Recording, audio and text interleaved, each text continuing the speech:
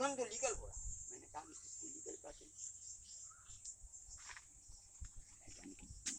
जांच दल है, जांच दल निर्धारित कर दिया है कि जो खनन हो ही नहीं सकता। एक साधारण नदी में ये खनन के नियम का आप गंगा में पालन नहीं कर पा रहे हैं तो फोन रख देते। और दूसरे दिन 30 तारीख की बात है, यह 31 तारीख को नियमतः खनन बंद होता है। और इससे चीफ मिनिस्टर की क्रूरता झलकती है कि एक दिन यदि वो बंद कर देते उनको था कि ऐसे हमारा प्राण चला जाए। यह क्रूरता जो अभी खुल के सामने है उस समय में गुप्त रूप से थी, उसे हम लोग नहीं पढ़ते। ऐसे क्रूर वातावरण में निर्माण की हत्या हुई है। इससे ज्यादा क्रूरता शायद विश्व के किसी भी कोना में संभव नहीं। निश्चित बात थी। वैसे जल पी करके लोग 120 दिन से ऊपर तक जी सकता है, यह मोदी जी ने सिखाता है, लेकिन बिना जल का 7 से 10 दिन ज्यादा जीना संभव ही नहीं। ये बात वो लोग जानते हैं।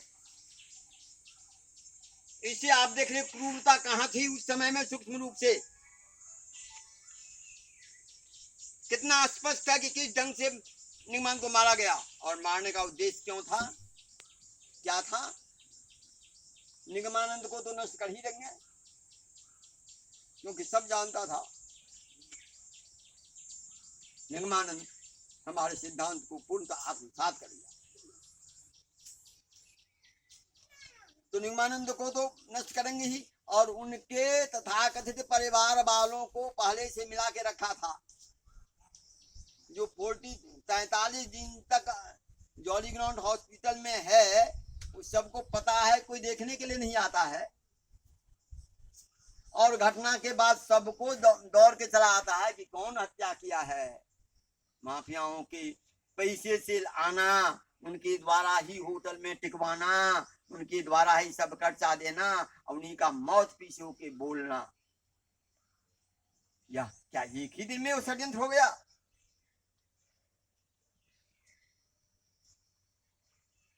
इतना बड़ा षड्यंत्र हरिद्वार के इस नगरी में होता है, और उसी की यह लोग तो ये सोचा था कि निगमानंद की हत्या कर देंगे और इन लोगों को हम फंसा देंगे, लेकिन सत्य से बड़ा कोई कुछ नहीं।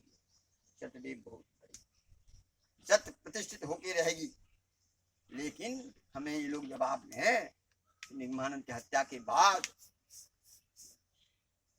मां सदन पीछे हटी और बल से आगे बढ़ी, तो हमको जवाब दे इस बात का। उस समय भी न्यायिक गरिमा का हनन होने के चलते निगमानंद की लोग हत्या करने में सक्षम हुआ। अभी मैं दावे के साथ कहता हूं लोग निकल नहीं पाएंगे।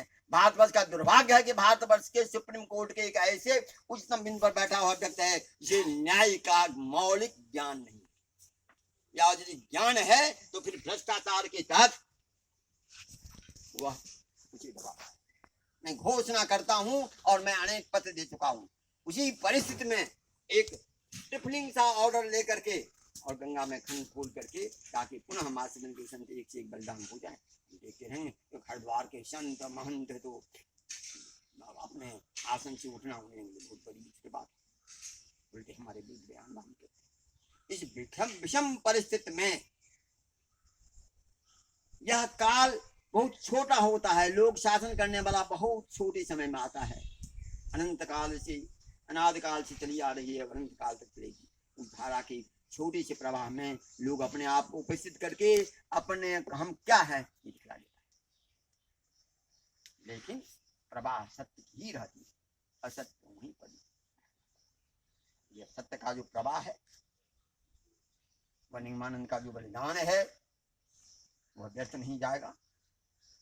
और आज इस बलिदान का परिणाम लोग कहता है, स्थूल और सूक्ष्म दोनों परिणाम हुआ करते हैं। स्थूल परिणाम में तो आप लोग देख रहे हैं, हम लोग संघर्ष कर रहे हैं। क्या सूक्ष्म परिणाम मामूली है? गंगा को राष्ट्रीय नदी की दर्जा मिल गई, गंगा को लिविंग एंटिटी की दर्जा मिल गई। गंगा पर आज पूरा देश कौन के पूरा विश्व लगा हुआ है। गंगा गंगा के रट लगी हुई है, यह क्या उस बलिदान का परिणाम नहीं है?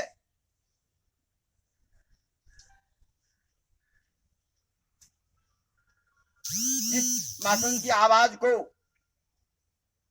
कोई सुनता तक नहीं था, वो मासूम की आवाज जब उठती है तो आज पूरे विश्व में व्याप्त हो जाती है। स्थूल रूप से भी और सूक्ष्म रूप से भी यह जितनी बातें हो रही हैं गंगा के लिए, यह बलिदान का ही परिणाम है और वो भी रहेगा। इसलिए मैं सबसे निवेदन करता हूँ, आह्वान करता हूँ कि देश तभी बचेगा जब लोगों में त्याग, तपस्या, बलिदान की बात है।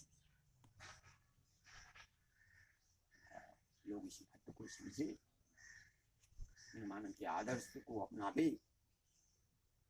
और यदि हम कुछ समय के लिए आए हैं और यहाँ हम यदि अपनी भोगवादी संस्कृति के चलते प्रकृति को नष्ट कर भोग कर लें, तो फिर हम एक बहुत बड़े पाप के भागी होंगे कि पूर्वजों के द्वारा जो हमें मिली थी, हम अपने आने वाली पीढ़ी को नहीं दे पाए।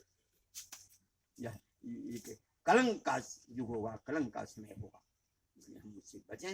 हम युवाओं से आह्वान करते हैं कि आओ, अभी देश के लिए बहुत विकट समय है, अभी पूरे विश्व के लिए विकट समय है।